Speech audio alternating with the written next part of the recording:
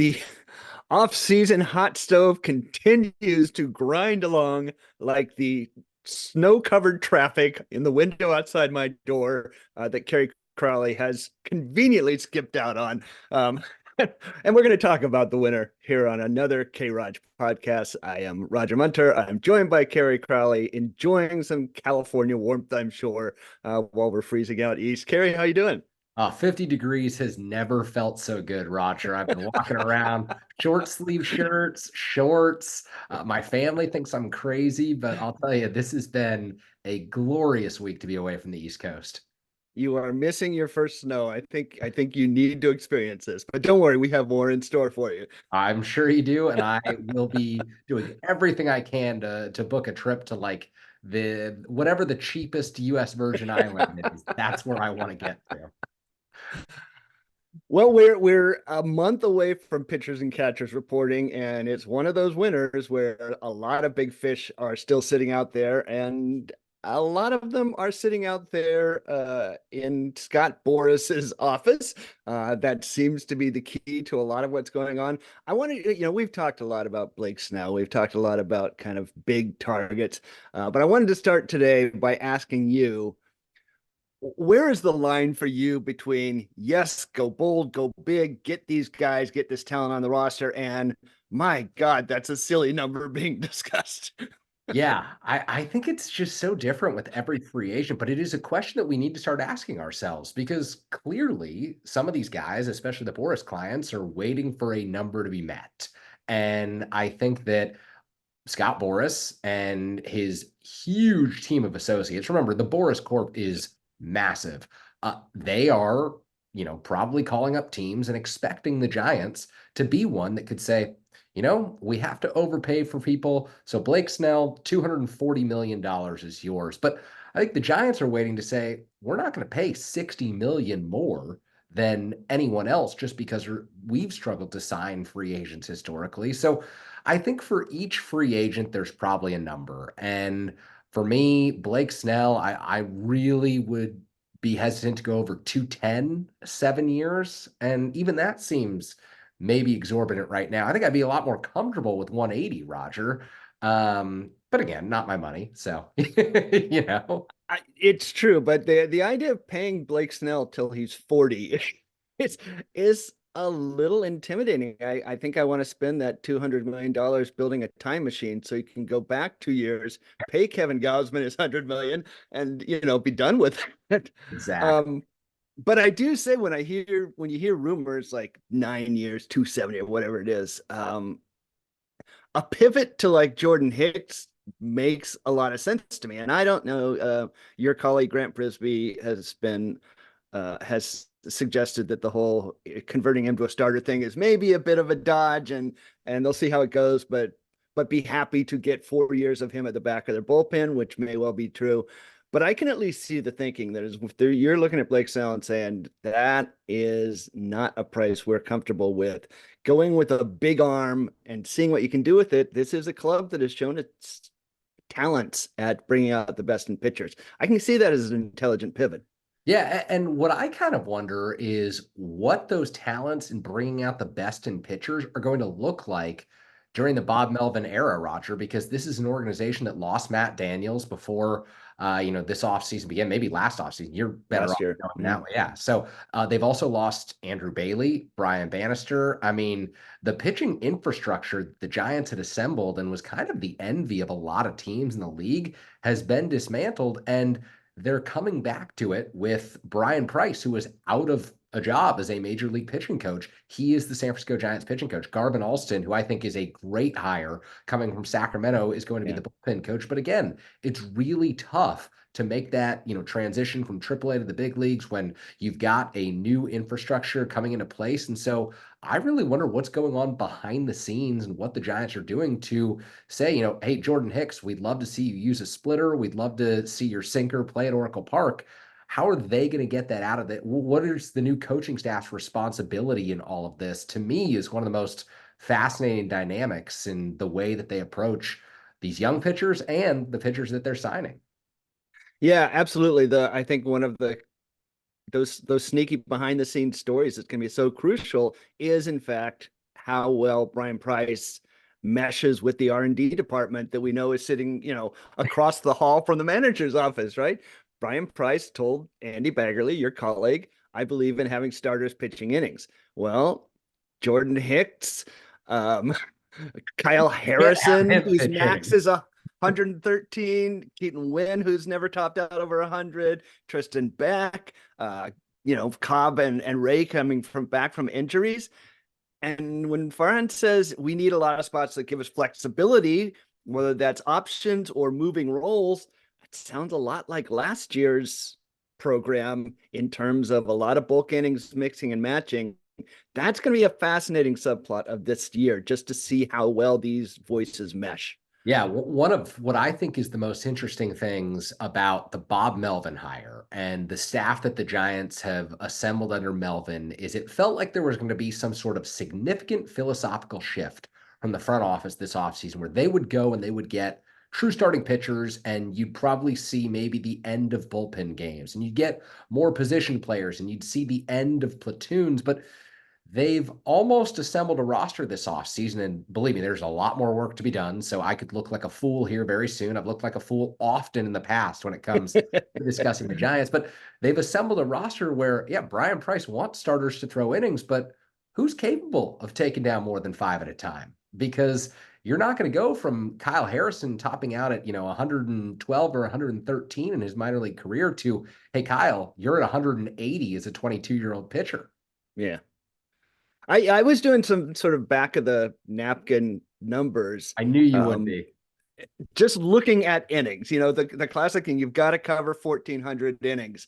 And, you can say, okay, maybe we'll get 200 from Webb. And most of those bullpen guys averaged about 60, the back of the bullpen. So there's around 500 innings. It starts getting dicey after that. You can figure maybe Ross Stripling gives you 100, but you don't know what the quality is. Maybe Robbie Ray gives you, I don't know, 50, Yeah. something like that. It's a total Cobb, guess with Robbie Ray. it's a total guess. Cobb, you hope maybe to get to 100. He got 130. That all leaves you with somewhere in the nature of 500 innings left. That's some combination of now Hicks and Harrison, Wynn, Beck, Black, Wizenhunt. These guys I are. mean, Hayden How do Birdsong's you, taken down 200 in this equation. how do you get 500 innings out of this group of guys who have all kind of topped out around the 100 mark at best in their career so far? That's going to be a fascinating puzzle, and it's not going to be a five-man rotation puzzle, No, I don't think. no, certainly not a five-man rotation puzzle. And that's why I think that it's imperative that they sign at least one guy who I don't even care if he's got a 4.5 career ERA at this point.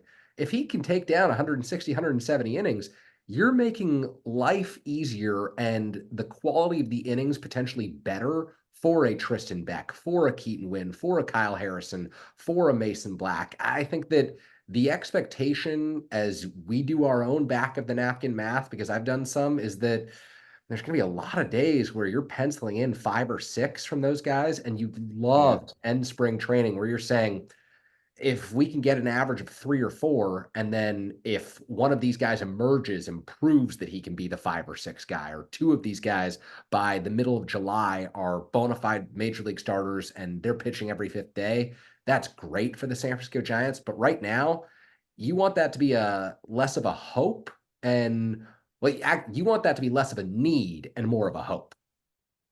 Yeah, so you're on the Hyun-Jin Ryu kind of bandwagon. They missed their chance at Seth Lugo. He might have been the perfect guy for what you're talking about. Yeah. I will say that there is, to me, something a little fascinating and canny about the way they're mixing young pitchers coming up and old pitchers with injuries or sustainability issues in a way that brings the young guys along without putting too much of a burden on them. So you can kind of see, okay, well, Jordan Hicks needs a tandem guy, and maybe that's Tristan Beck, and maybe give Wynn these 80 innings or 50 innings or whatever before Cobb comes back, and then back off on him. They are building in flexibility to try and develop these young pitchers without necessarily relying on them totally. And that's an interesting strategy. The flexibility to me is at the point where you're looking at a United States gymnast. They're doing the splits right now. They've got too much flexibility. Seriously. Like I like the idea of flexibility on your pitching staff. I think that having tandem guys is good. And especially as you develop Kyle Harrison, the last thing you want him to do is go into a season where he has it in his mind that he's got to take down 175, 180 innings. I think that you're setting him up for disaster if that's the case. But you have to come up with a more natural bridge than a Jordan Hicks because right now, look, I love the idea of Kyle Harrison going 5 innings, turning the ball over to Ryan Walker for the sixth, Tyler Rogers for the seventh, Jordan Hicks for the eighth, and Camilo Doval for the ninth. Because think about the arm angles that those hitters are going to see when you go Walker to Rogers to Hicks to Doval. That's baffling. But at the same time, you're counting on those four guys 4 or 5 days a week. Yeah. And you just can't do that. And so I don't know. Where do you see this all trending? Do they make another edition? Do they bring in non-roster guys, or did they just say, hey, we know Carson Whisenhunt and even Hayden Birdsong are going to be a part of the equation at some point this year? I mean, I started to write a piece this week, which was going to be called, is this the return of the soft rebuild? Yeah. And I never got around to it, in part because I don't see there's an argument against that. It seems to be very clearly the way this roster is setting up, between the fact that they right now are relying so much on these young pitchers, and so he has been pretty clear all along that he didn't want those kind of depth pitch starting options because he thought they had that. You add that to Marco Luciano being the only kind of guy for the shortstop position right now. Tyler Fitzgerald, Casey Schmidt, these are the only Brett Wisely. These are the backup options. Um, and you're bringing Young Hoo Lee over from Korea to transition, and you're talking about making Jordan Hicks a starter. Like, everything is development right now, and it kind of works. If you like twist the kaleidoscope, you can say, I can see how that can click into like an 85, 86 win competitive team, but there's just massive amounts of risk at like every position along the way. I don't know. Are we back at the soft rebuild? What do you think? Yeah, I love this question, and I think it's absolutely imperative, January 18th, that we start asking it. And you were the one who came up with this, and I'm really excited to dive into it. I think, as a baseball fan, you hope that every season ends in the history books. You hope that we're talking about something special happening. And right now, the Giants are a science experiment. It's just a completely different equation right now. And it does feel to me like, okay, you miss out on Otani, you miss out on Yamamoto, and when that happens, it becomes a soft rebuild because the rest of the free agent class, either the Giants are slow playing things beyond any possible point where I thought that they could get to with Matt Chapman and Blake Snell, or they just simply aren't going to be the teams that sign those guys. And I, we'll see, but it does have the feeling to me like, okay, if Michael Conforto gets hurt, we're comfortable throwing Luis Matos and Wade Meckler out there and giving them those at bats. If we can't find the right backup shortstop, it's going to be Luciano. If it's not him, it's Schmidt, it's Fitzgerald. And we're going to give all of these guys all of these opportunities that maybe if you'd signed Otani or Yamamoto, you wouldn't have been as committed to because you would have felt that sense of urgency to win. One thing that caught my ear, I guess, and it must have been the press conference after they made the deal with Seattle, where Farhan talked about Robbie Ray being a perfect complementary number two pitcher to Logan Webb. And I'm like, wow, Robbie Ray. I'm going to read to you Robbie Ray's WAR totals for the last 6 years, Please do. right?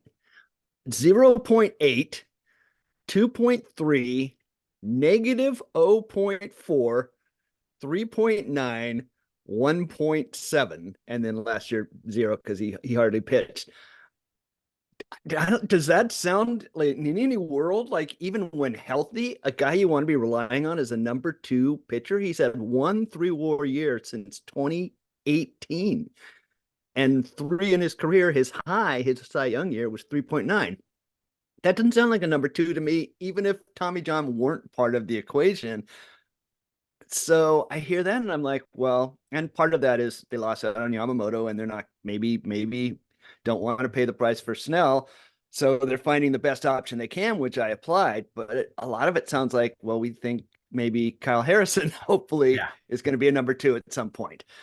Um, and It I think there's this two timeline thing going on there. It's kind of interesting. Yeah, it's really hard to square that comment, which is, of course, the more recent comment with the things that Farhan Zaidi said at the outset of the offseason, really when the Giants made the decision to fire Gabe Kapler. And I go back to the general manager meetings. Farhan was on MLB Network saying that the Giants have missed out on the postseason 2 years in a row, and that's unacceptable, even though the historians of Giants baseball know that the Giants don't often make the postseason in back-to-back years. In fact, it never happens. Uh, Sadly, we've accepted it too often. but to hear you read out Robbie Ray's WAR numbers and to know that he's not even available to start adding to that WAR or subtracting to that WAR, because as evidence, that's a very real possibility until at least the month of July. It's just incredibly frustrating, I think, for a large segment of Giants fans who've sat through a lot of losing in the past 5, 6 seasons, 7 seasons, really. And I think that this sense of urgency is lacking. And yes, you want to see the development of Kyle Harrison. You want to see the development of Keaton Wynn. I love the splitter. I think that he could be a number three or number four by 2025. But you would like him to be fighting for that number five job as opposed to, hey, Keaton, you might be fighting for the number three job in spring training. Because that's where the Giants are at right now. I mean, you talk about frustrating for fans. The Somebody asked me recently, well, what's wrong with just doing a rebuild year, a couple of rebuild years, and my response to that really is Logan Webb. Yeah. Logan Webb has committed the prime of his career to this team, and he wants to win right now. And you Yeah. don't know how long that prime lasts. We just saw what happened to Sandy Alcantara in the wake of him, leading the National League in innings and winning a Cy Young. It doesn't have to go on forever for Logan. And I think he deserves from the Giants the same commitment he gave to the team, Yeah. right? Which is a chance to go out and pitch for something meaningful. Yeah. So that's the guy who I think maybe has room to frustrate. But I'll curve this to a positive way. If there are a couple moves out there that you think can allow them to do both, which is bring along the talent that they need to set themselves up for 2025, 2026, 2027, and be a solid competitive team in the wild card mix. What's the move or two? You say a guy who can soak up some innings, which makes sense. Do you have anything in mind of like where's the two timeline move that you'd like to see? I'd really like to see a Corbin Burns acquisition just because I think that if you get him in the rotation, you add 180 innings and it's quality. It's Yeah, someone with Cy Young caliber stuff who strikes people out, who misses bats, who is, going to hit free agency, and you've got the opportunity to showcase him for a year. And you acquire him now, you're going to get a qualifying offer on him at the end of the season. I think that he is the guy to me who's seemingly available, unless Milwaukee really wants to run it back one more time, that I would go after. And I think he's a cut above a Shane Bieber, who I think the Guardians will probably trade at some point this yeah, offseason. I don't know that Dylan Cease is really the right fit for the Giants because multiple years of control, and you're probably giving up better prospects than you would for a Corbin Burns right now. The question is if you could pull off a Burns and Adames trade without giving up a Luciano or a Harrison, you're yeah. probably giving up five guys, at minimum two really young lottery tickets, and we've seen how that can work out in a James Shields, Fernando Tatis deal. Sometimes those lottery tickets prove to be winners. I think that's one that I'd look at really closely, but maybe you absorb some salary and take on Christian Yelich. I don't know. What's the move that you see out there that I you like? mean, I would love to get Corbin Burns in a Giants uniform because, local kid, he's again a cut above. He is a number two, no doubt Yeah, about it. And I think he's the type of guy that maybe you could sell on Northern California and keep him long term. I mean, the question really is, does Milwaukee have a motivation to move him now as opposed to July, right? How yeah. much different is the offer they're going to get today from 7 months from today? And if it's not that different, then why not just throw it out there? They're in a terrible division. See what happens. See if you get a few breaks and wait it out. That's probably what I would do if I were Yeah. Milwaukee, which means you have to overpay in prospects now to get them. Which means Harrison or Luciano, which is Right. you're Which you're you not don't gonna want to do. do. You're not gonna do. Um, So I so think who's your guy? Like let's hear free agent or trade.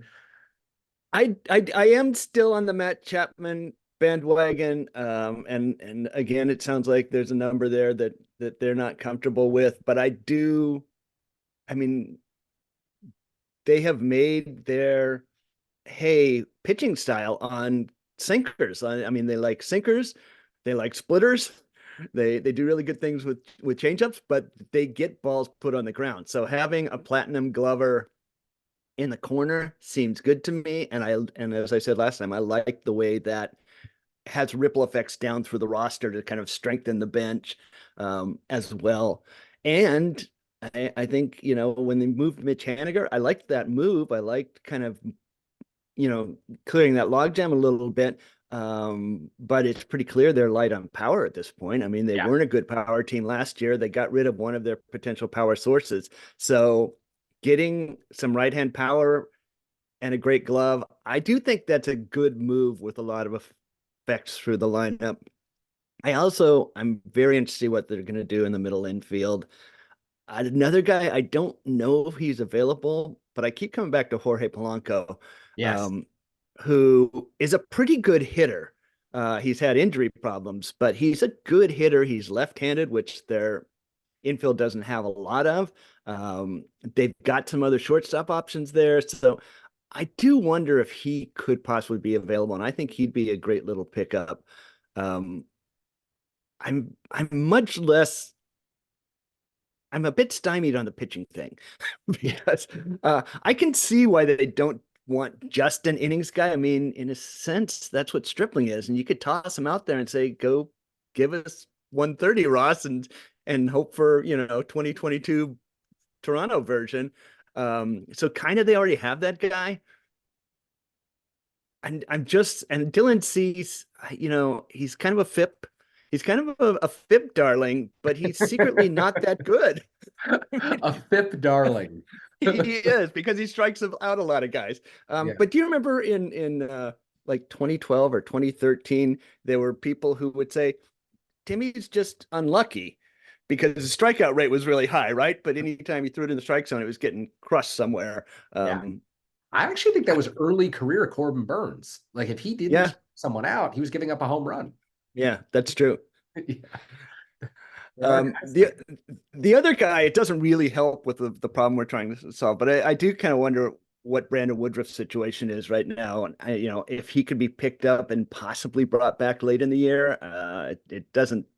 I'm not sure if he's out for the year, but he's another guy who'd be sort of interesting if you get one of those sort of creative contracts that give you a couple of years of his career Yeah, do you go like 2 years, 45 million with Brandon Woodruff? with an opt out. You got to have an opt out. You an opt out for a guy who might not pitch for you this year. That would be the ultimate contract that the Giants could give out. There's a name that I'm going to ask you about, Roger, just because he keeps coming up in every video that I do on YouTube chats. And no, it's not Tyler Fitzgerald. And I'm reminded by diehard I, Giants fans I do want to talk about Tyler every Fitzgerald. time I don't mention Tyler Fitzgerald, people scream at me. But Reese Hoskins, because a lot of people see the Northern California connection, a lot of people see the 30 home run power in his bat, and I think you're probably spending 20 plus million to sign him this year, and you've got Wilmer Flores, who seemingly does most of what Reese Hoskins does. Yeah. He doesn't hit 30, but he's hit 20. Is Reese Hoskins redundant, or is there a move to be made in bringing him in? So, I mean, I really like Reese Hoskins. He is, a great power source. He's a big Giants fan, as we know. Uh, Yes. so that's always fun. I think you get Reese Hoskins, you have to be moving JD Davis somewhere. Oh, So without question. I would do that maybe. Get Chapman and Hoskins and send Davis somewhere to another team, for relief help, which they need. There's Yeah. some holes in the back of the bullpen. I like him as a player, but I don't think with Wade Flores Davis already there, he makes a ton of sense Yeah. because he's really a DH, right? I mean, Yeah. he's definitely not an outfielder, and he's not a great first baseman, but he's a really good DH. So No, JD Davis, opening day third baseman for the no, not for the Cleveland Guardians. Opening day DH for the Cleveland Guardians. With only guy who the team did not come to terms with on an ARB number. yeah, So they're waiting for the Guardians to tell him. Kai Correa fixed his defense. Jose Ramirez, he's all good there in Cleveland, but they need someone to be able to play the corners as a backup. I mean, the Padres have you looked at the Padres depth chart? There are some holes in the The lineup. Padres have my favorite roster in all of baseball because you've got like five premium talents and then 20 huge question marks. They are taking stars and scrubs to a level that is literally, if you look on Fangraphs on the resource, one of their starting outfielders is a non-roster invite. Yes, that adds up. That adds up. I think we talked about the questions in the Giants rotation. I mean, the Padres rotation is just like that. So, you mentioned you wanted to talk about Tyler Fitzgerald, so we should do that. Well, we should because so this goes back to this shortstop question. It seems like way too much of a risky strategy to have rookie Luciano backed up by rookie Fitzgerald. And yet Tyler does do things that the team needs. He's very athletic, he's very fast. They don't have either, other than him, in my opinion, a backup shortstop or a backup second baseman. I guess Brett Wisely is a good second baseman, but I think he's stretched at short. And he gives you a backup center fielder, which they don't really have if Yaz and Slater are your right field tandem. I wouldn't be unhappy with Tyler being on this bench Oh as yeah. as that guy. And yet it's pretty risky. I'd like to see him kind of like what you said about Keaton Wynn. I'd like to see him battle for the position with somebody who maybe has a few major league reps. I don't know. Where is your feeling on Tyler? Do you think that the 2024 Giants are better with him as that utility infielder who can move in the outfield, or should they be looking at a veteran option there? They should be looking at a veteran option. They should have someone in camp, and Tyler Fitzgerald should win the job because they will be better with Tyler Fitzgerald as that guy. But you have to protect against a Marco Luciano injury. You have to protect against Casey Schmidt looking the same at the plate that he did this Yeah. year. And it's just so important that you bring in someone who's had major league caliber at bats. And there's so many guys each year where you bring them into spring training, and on March 22nd, you say, thanks for playing. It's time to take the pink slip and look elsewhere. And that's happened. Mhm. I mean, I covered guys who made the team in Jimmy Rollins. Jimmy Rollins. Jimmy Rollins, great Giant. I remember one time I was interviewing Brandon Crawford about what he learned from Jimmy Rollins. And he said, "Oh, we didn't play together that much. We did a few drills together." Yeah. Not really giving me what I'm looking for here. But yeah, like Jan Hervey Solarte made the Giants one year. Jose Right. Para made the Giants one year. There are players who have no business being in camp who end up on the team because they've got major league experience. You've got kids who you're not ready to turn over the job to. And I'd like to see the Giants turn over the job to Tyler Fitzgerald. You mentioned the fact that he brings elements that they miss. They miss the athleticism. They miss the positional versatility. He's exciting to watch on the baseball diamond, which I think the Giants lack. You would just like him to go into camp knowing that he's going to have to earn the job. So this brings up a question that a lot of my readers keep asking me. And yeah, I love the way you framed it. Solarte and Para were on the same team, I think, right? For part of April. And Oh yeah, amazingly, Para ended up a cult hero on a World Series champion that same year, right? He bounced over 2019 the net. Nationals. A lot of my readers keep saying, what about Brandon Crawford? What about Brandon Crawford? Should they sign him as the backup? And I was just writing something up about that today. The problem is Brandon Crawford is not a guy you can give that thank you for participating ticket to and send along his way because of the legacy he brings, which complicates it. In some ways, he's ideal, but in that way, that you don't have the option of saying, nope, I want Tyler Fitzgerald at the end of spring, he really complicates the picture. What are your thoughts on a Brandon Crawford reunion? Yeah, I mean, if Brandon Crawford had spent the last 13 seasons playing for the Arizona Diamondbacks, it's a no-brainer that you sign him. It's a no-brainer that he's in camp with you, non-roster deal, pushing Marco Luciano for the job, being your backup veteran depth, seeing if you can get one more year out of him. And it's just easy to do that. In Yeah, this situation, you can't guarantee him the reps. You want to give him a good ending to his Giants career. I don't know what's, the thought process in Crawford's head if he'd be open to coming back and being a backup. My guess is he's probably still looking for a timeshare opportunity at the shortstop mm-hmm. position. I don't know how many of those exists out there. My guess is he probably only wants West Coast because his family's in Arizona and, he is attached to the San Francisco Giants. Honestly, the A's are a great team for Brandon Crawford right now. Yeah, yeah, Um, they're a team that could absolutely give him the reps that he wants if he wants to prove that he can go one more year at the major league level.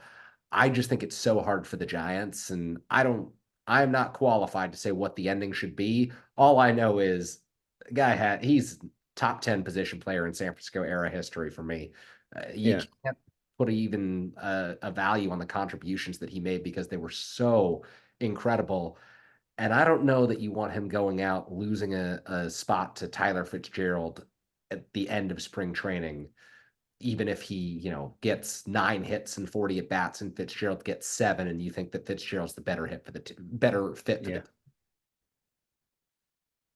Yeah, I'm totally in agreement with you on that. You just can't send him out that way. So even though he fits in some ways, it doesn't. The irony of all this is the perfect player, I think I've decided for the Giants situation was actually a Seattle Mariner, and they didn't jump on it before the Mariners shipped him to Tampa Bay. But Jose Caballero, who's a great glove guy in the middle infielder, would have actually been a perfect plan. And somehow the one guy they let get away from Seattle without getting their hands on.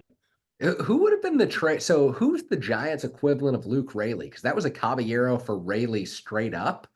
It, I don't know, Blake Sable maybe.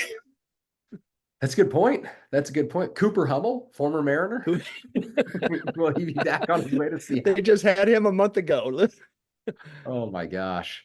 Yeah. Okay, well, we're down to our last couple of minutes. You got any closing thoughts slash questions? I got a closing question for you. One player we haven't discussed who limited major league experience or no major league experience, who you're excited to see in spring training. One player we have not discussed. I will say Eric Miller, big left-handed pitcher. The Giants acquired from the Phillies a year ago in a small deal for Junior Marte. Up to 99 with his fastball, really good change, really good slider. And as I look at the depth chart today, he is the number two left-hander in the bullpen. One of only three left-handers on the 40-man roster. He sure looks like a lock for this roster to me, and I'm pretty excited to see how he takes this opportunity and runs with it. I'm a big Eric Miller guy. I kind of wish he got an opportunity last season, but you spilling out the depth chart. When we talked about the year that Jan Hervey Solarte and Gerardo Parra were in camp, reminded me, I think Jerry Blevins was in camp that year, trying to string along his career. Baseball to media, great crossover, Jerry Blevins. They need a few of him. They need a few of him in Scottsdale this spring. Oh, I mean, they could bring Scott Alexander back NRI. I don't think he's signed anywhere yet. Yeah, they But probably will. They probably will. they are a little light on the left side of the pen at the moment, so it'll be interesting to see what they do. I assume at some point the NRIs will start rolling in, and we'll see a little more depth in the later relief. Well, you know the hot stove's hot when we're talking NRIs, Roger. You absolutely do. It doesn't get any better than that. Oh, The snow's on the ground, but I will be making spring training ticket plans soon, so it's not that far away, and a lot has to happen. Um, exactly. I guess that is it for this time, Kerry. We'll be talking again in a week, and maybe someone will turn on the stove between now and then. I don't know. We can only hope.